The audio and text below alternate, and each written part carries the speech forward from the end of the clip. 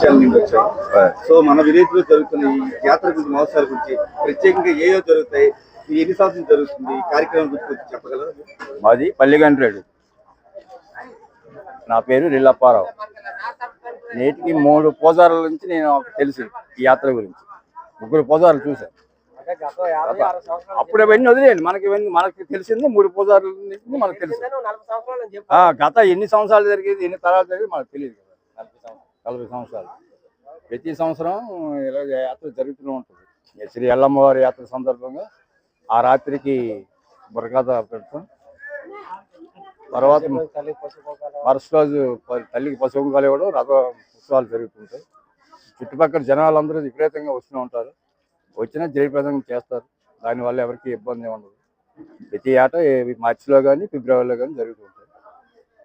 అయితే జాతరకి ప్రతి ఒక్క ఊరి నుండి కూడా మీ బంధువులు రావడం, అలాగే చుట్టుపక్కల ఉన్న అందరూ కూడా బంధువులు వస్తారు. నేను ఇంకా బయట యాత్ర నిమిత్తంగా యాత్ర కూడా వస్తూ ఉంటారు. ఈ యాత్ర ఎన్ని రోజులు కొన్ని రోజులు జాగరణ జరుగుతుంది. మరుసటి రోజు యాత్ర అండి, ఒకే రోజు యాత్ర. సాయంకాలానికి అంతా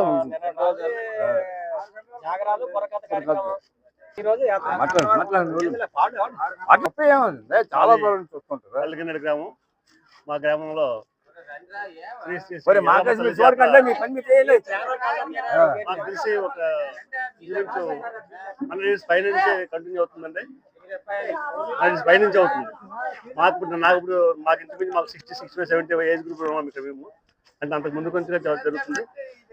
దీని విశిష్టత ఏంటంటే ఎల్లమ్మ జాతర ప్రతి గ్రామం నుంచి వస్తారు. దీనికి మనకి మా పూజారి పుల్లాపు రామారావు ప్రెసిడెంట్. ఆయన ప్రతి సంవత్సరం రథసప్తమి రోజుని ఈ పూజ ప్రారంభించి మా మండలంలో ఉన్నటువంటి అన్ని గ్రామాల్లో తిరుగుతూ ప్రచారం చేసి తల్లిదండ్రులకు ఆశీస్సులు అందరికీ పొందాలని తిరుగుతారు ఆయన. అదేవిధంగా ఈ యాత్ర అనేది మహాశివరాత్రి 9వ రోజు జరుగుతుంది. అది కూడా 9 రోజుల తర్వాత ఏ రోజైతే